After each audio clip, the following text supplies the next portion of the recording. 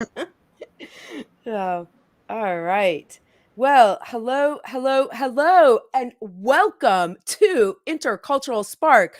It's that show about the spark inside you that ignites change in the world through your mission driven business and life projects.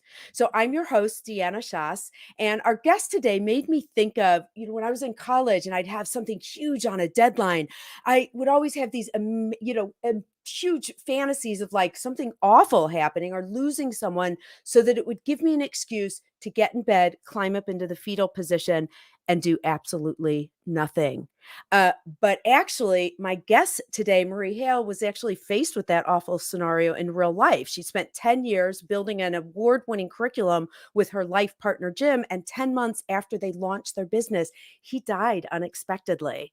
And so we are going to talk with Marie about the breakdown that she had and how she's driving, or actually more importantly, how she is driving a world renowned business and actually helping women around the globe really be empowered and live their real lives, authentic selves. So I am happy to welcome Marie Hale from @Revenue and fwdrEvolution to this episode of Intercultural Spark.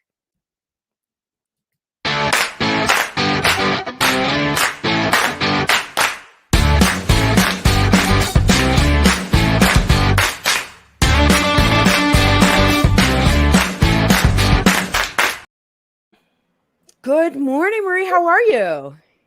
Deanna, I am good. And you are like a shot of pure caffeine in the morning. You just brighten everything up. It is so good.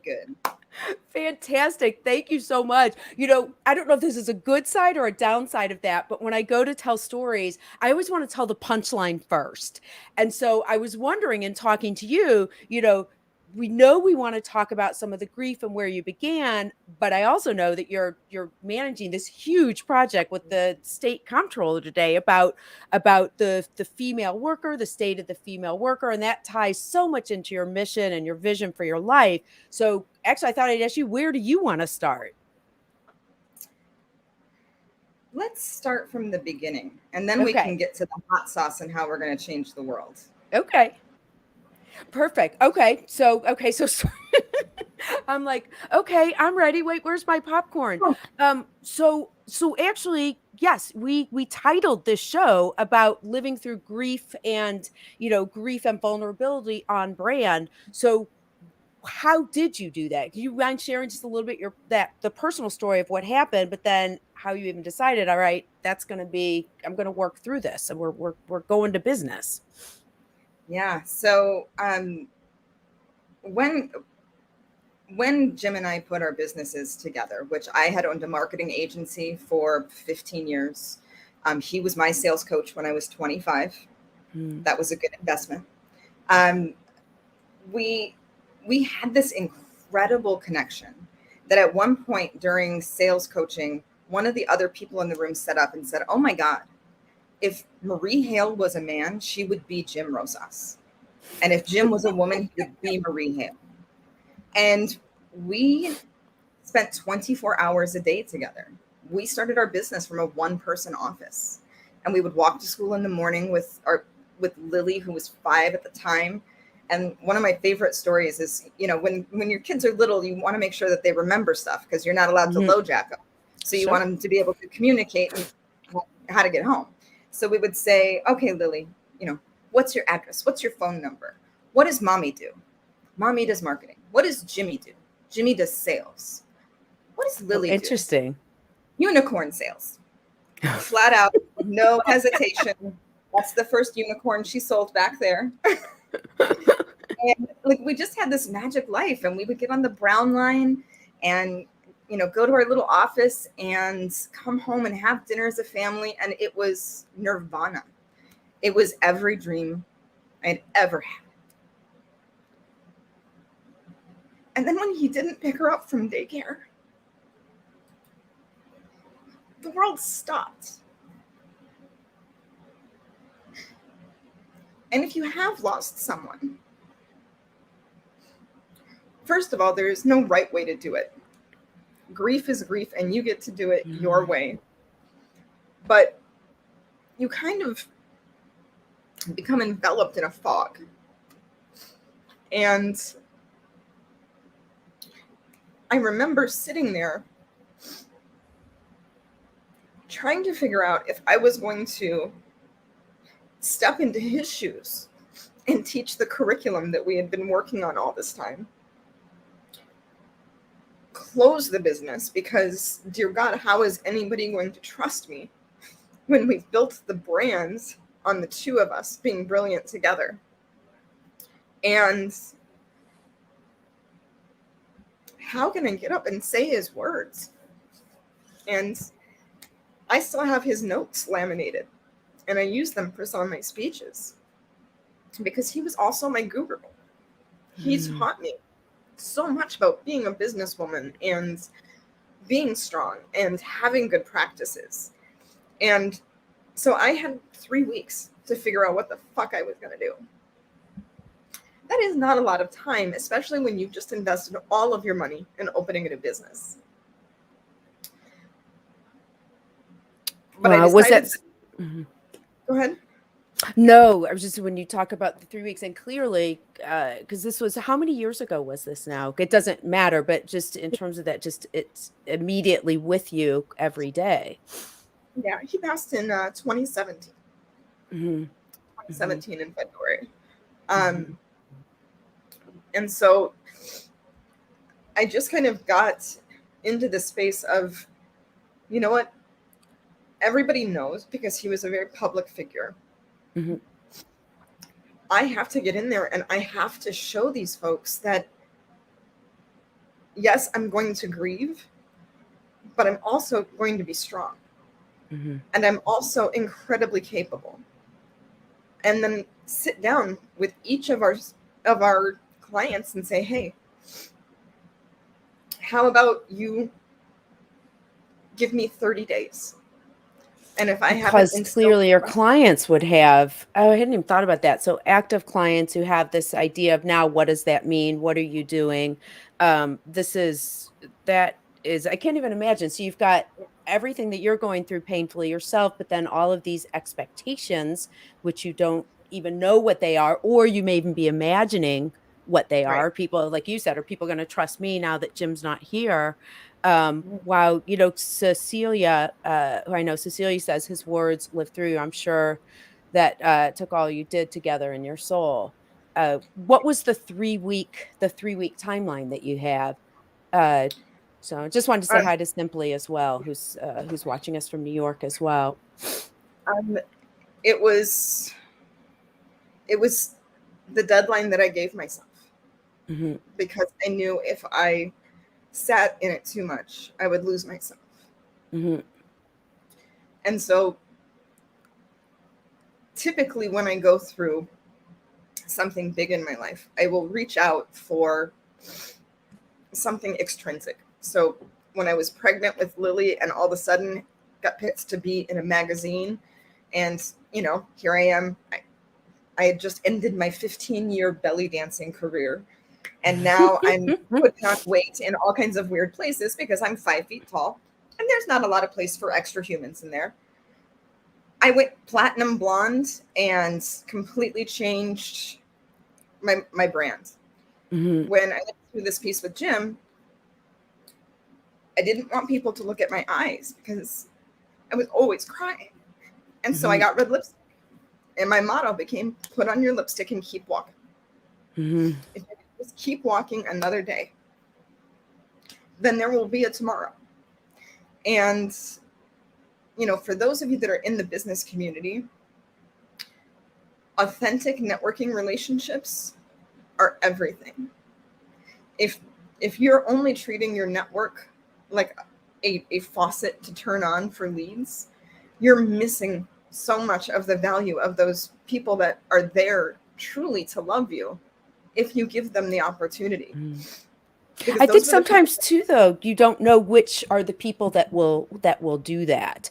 And meaning that you don't know who will do it. And I feel like as women, men, I feel like don't think this as much, that as women, the whole idea, like, oh my God, crying in business, that used to be the excuse that men would give about why women shouldn't be, in business. I know just myself, I going through breast cancer probably about 5 years ago, purposely chose not to tell people, that's the thing, you couldn't hide this. And Yeah. so if people wanted to look at you and project the idea that this is a weakness onto you, there's nothing you can do because it's hidden. I was able to at least make that choice because I was afraid people would think weakness first and then power second.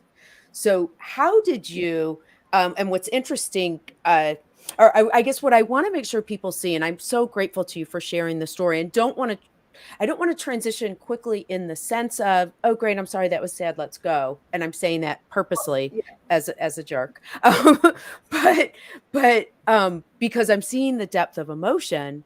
But what's really important is like, oh my gosh, you're like, you're a tough woman. And I love, some of the images on your website, even just looking at some of your I'm just gonna show that for a second, some of the images that you have uh, when you look at your oh, look at this, like you in your office with your daughter, or Survive. Yeah. yeah, there's a lot. Look at you. Okay, that is that is the strong, empowered, empowered Marie. So in doing that, so did you find that people that you thought would be supportive were, or when did you take, I guess the better, I think I showed you this when I start babbling and then don't actually find a question. It looks like this, which is there we go. Is there a question in there? Yes, there is. The question is, when and how did you actually take control of that image? So it started with the lipstick, which your lipstick looks fabulous. Makes me actually want to touch up mine. Everybody, this is No Tell Motel by Urban Decay.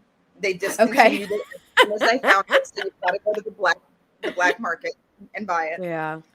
But when I really decided to take back that power, it had probably been about a year out. And one Mhm, of the first things I did was put in our employee manual that mhm, crying in the office is something that's going to happen. And if you're not okay with it, then you need to find someplace else, mhm, because I can't not show up.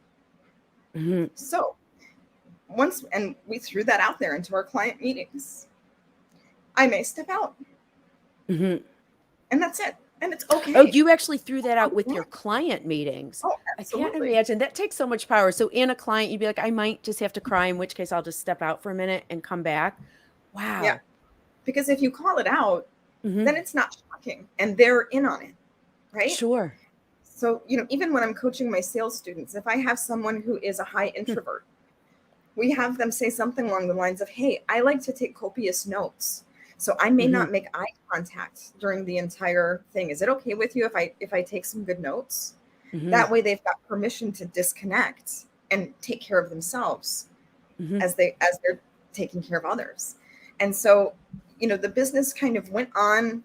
We went through a couple of other big bumps. I had skin cancer in the middle of my face about mhm, 4 months later. And then my best friend, who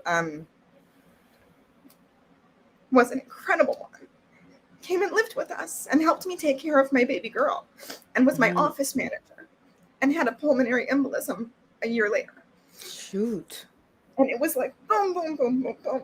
Okay, I'm just going to put on my lipstick and keep walking. And as we got into the pandemic, that picture on the website is such a great representation, because I was a single mom, CEO, the world's worst fucking third grade teacher. I was not built Mhm, to be a teacher in any way. mhm, Trust me. And I I started to crumble. That's when mhm, I started to really crumble. And how you've got those good networking contacts, mhm, those good relationships, is when people call you out on your shit. hmm, Those are the people that I love and keep close. I don't want you to tell me yes about everything. I want you to mhm. tell me when Sure. I'm being a dumbass. That makes me love you more. And Mhm, one of my entrepreneurial girlfriends reached in and she's like, Marie, what are you doing?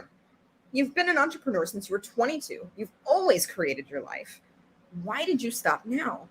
And mhm, I was like, oh my God, I have choices. I forgot I had choices.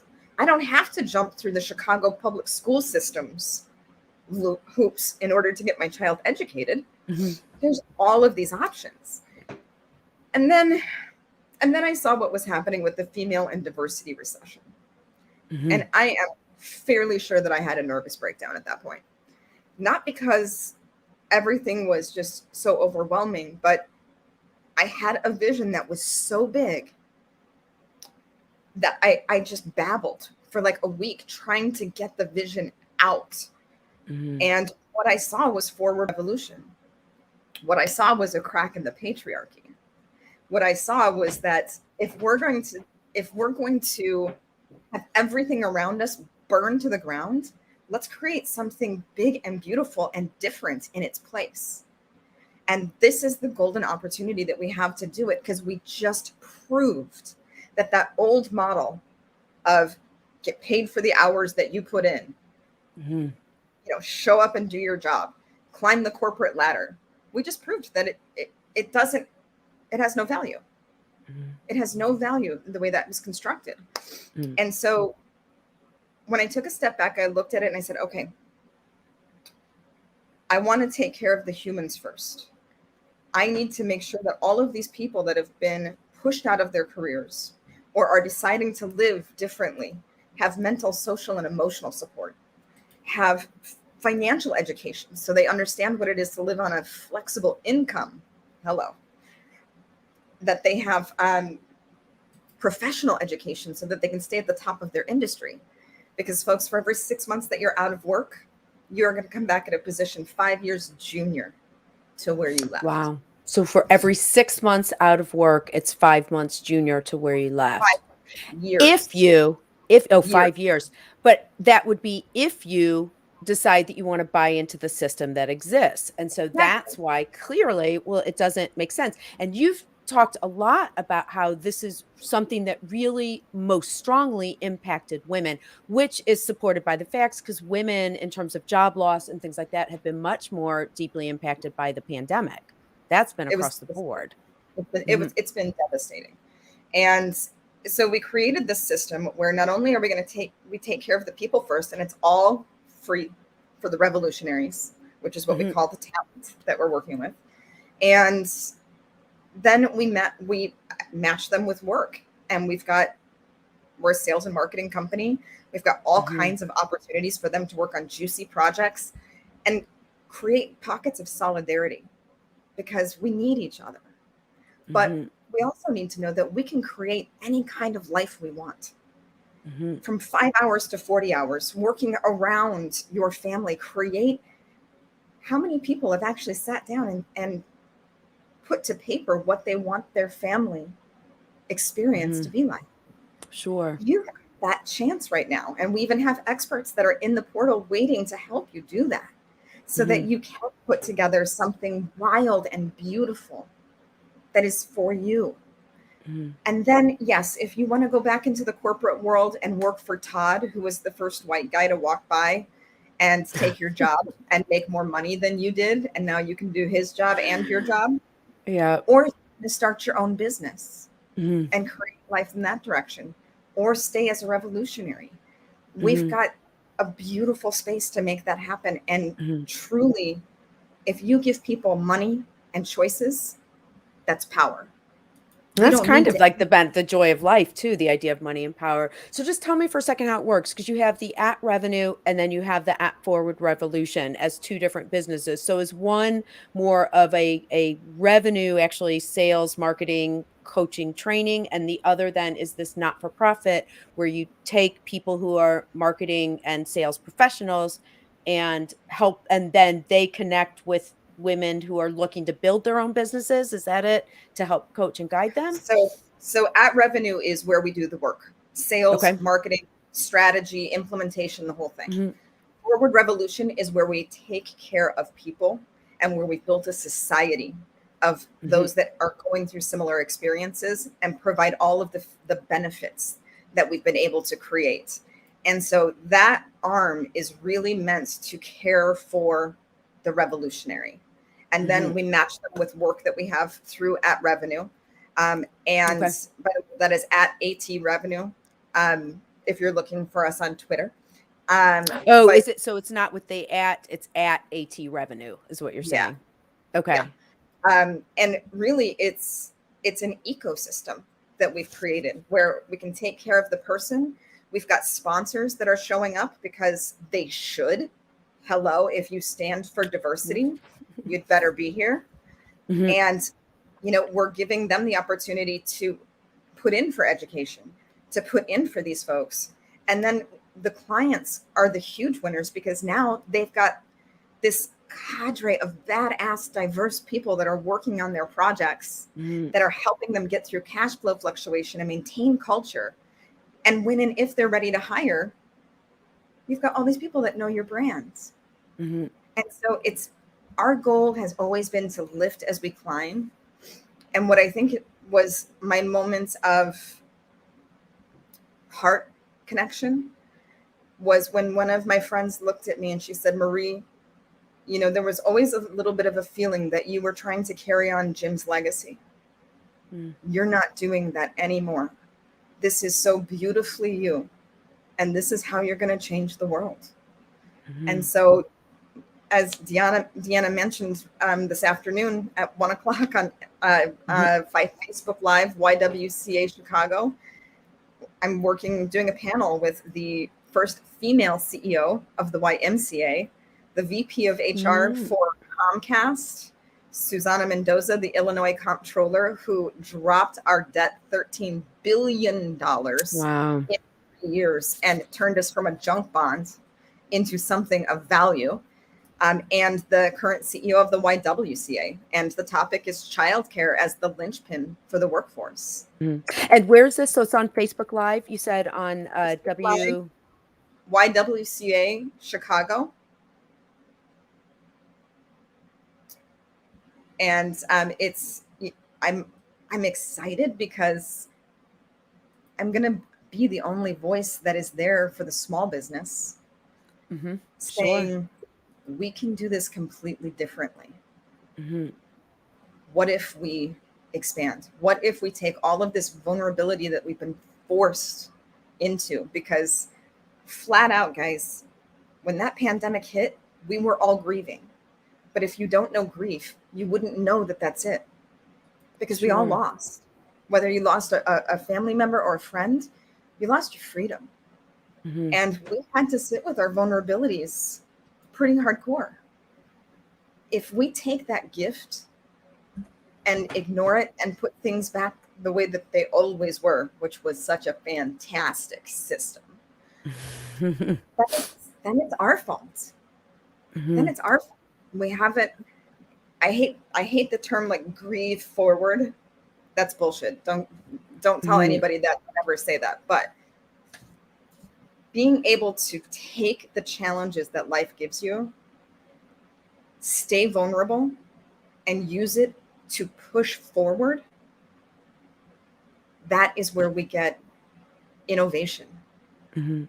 That's where we get a chance to really test our steel Mhm.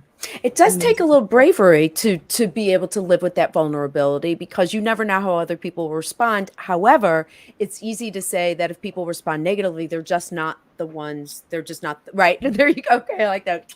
See ya. Wouldn't want to be ya. I think that really is the answer. There's a certain fear in that, though, of this idea.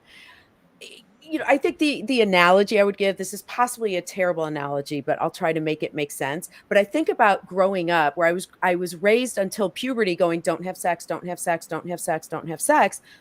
The pill became mainstream right about the time that I hit puberty. And all of a sudden it was like, have sex everywhere, and you get, so the analogy being, I'm so prude that actually just saying sex on live show, I'm like blushing. But that's my vulnerability.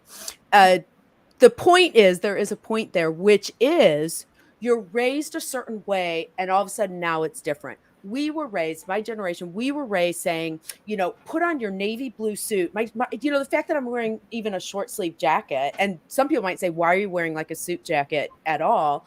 But just we were raised with this idea of you have your business persona, your personal persona, they don't mix, which clearly can't possibly be true.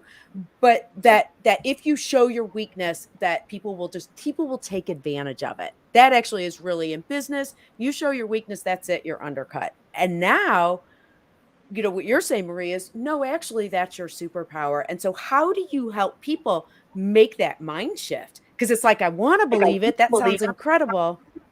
But at the same time, you're like, yeah, what if everyone else didn't get that same memo? Oh, so here's the thing. When you've had your life turned upside down like I have, there is this moment of, and it felt like a sonic boom of peace, where I had no more shits to give about what anybody else thought. But it's true. That's getting into that moment of, oh, I don't have to please you. And as women, we're taught to please, right? We are, yes. And it was like the people that are aligned to your values will be the ones that show up. But you've got to put them out there. And listen, I can put KPIs around just about anything. But what you're looking for is, when I put this out there in a trusted scenario, what is the feedback I get? When I show up like this, how do people respond to me? I guarantee you will find those that are there for more than a moment.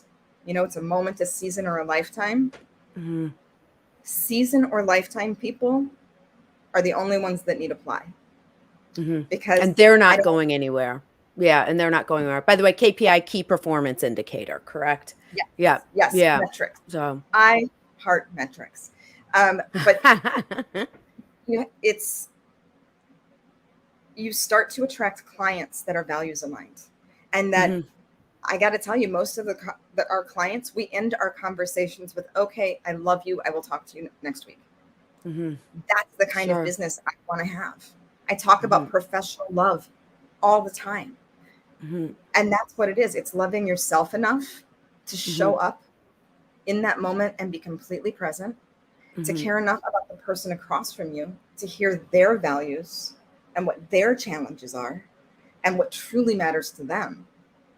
And then you make connections, and I test them. I do. If I send you a thank you card, do you respond? If I make an introduction for you, how well do you take care of that person?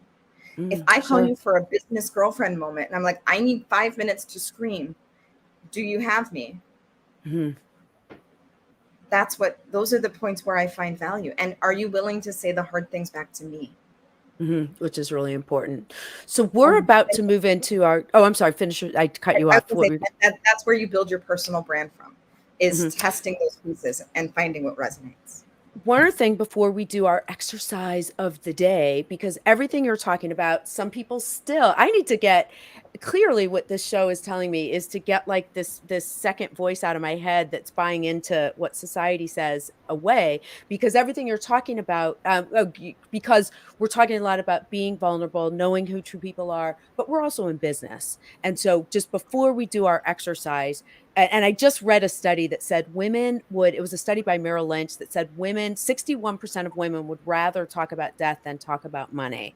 But this is also, you're not doing this to feel good. This is also a business in making money. How do you help women talk about money? And just give me some of your thoughts on that part, because women empowerment, at the end of the day, you do have to support your family. So we talk about head trash. And why is that belief there? Because that belief comes from how you were raised and what was appropriate. And we have a method of as we go through our practices, when those things come up, we look at it and we say, you know what? Thank you. I know that you've served me in the past, or you were trying to protect me, whatever that fear response is, but your services are no longer needed. You can see yourself to the door. right? See ya. But you've got to confront them over and over again, and you've got to Mhm, debrief, mhm. because failing fabulously and quickly is the best way to get any lesson done.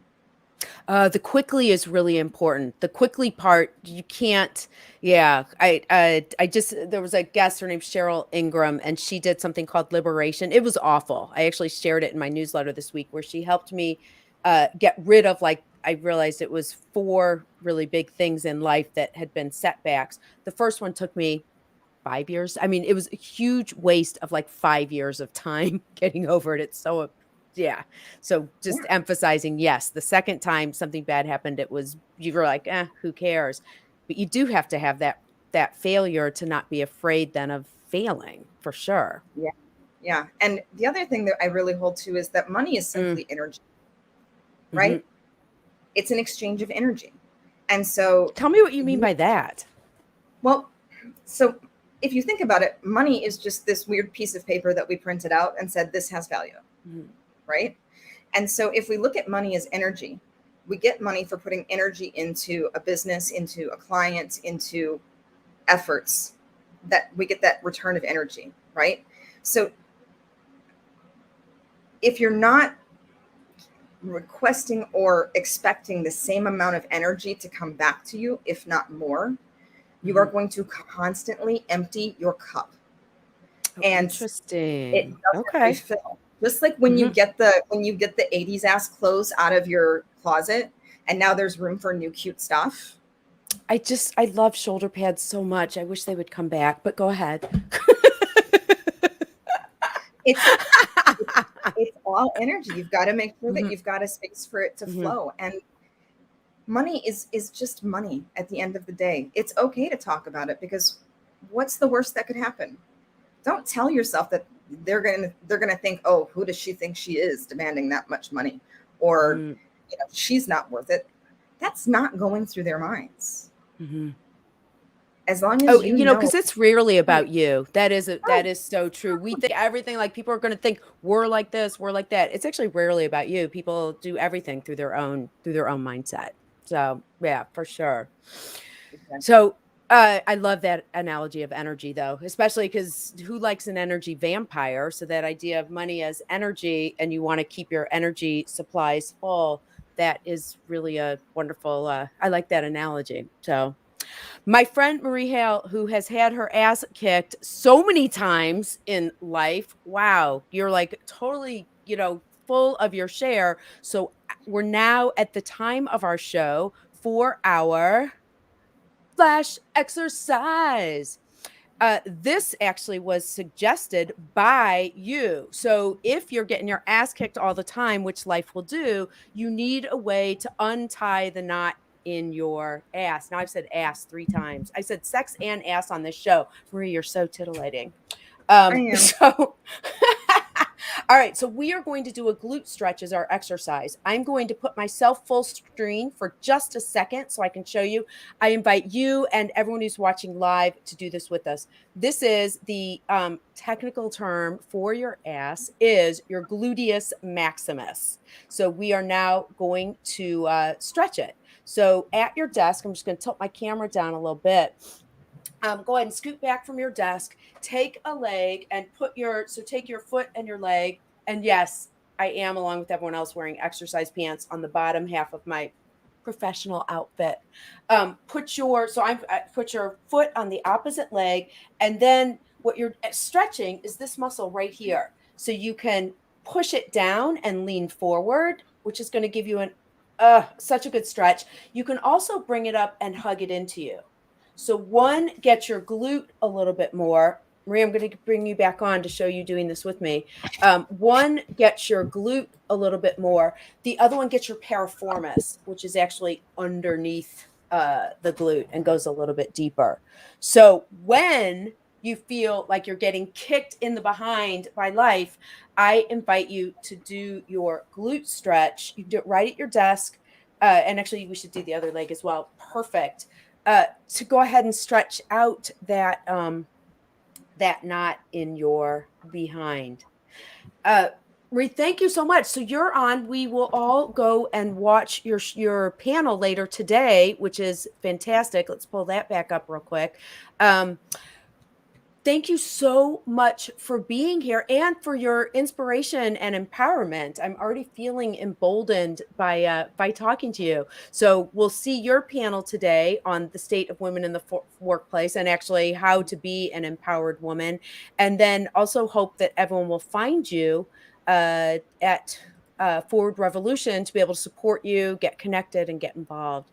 Yes, and So, if you know somebody that's looking for work, send them my way. We're hiring like crazy right now.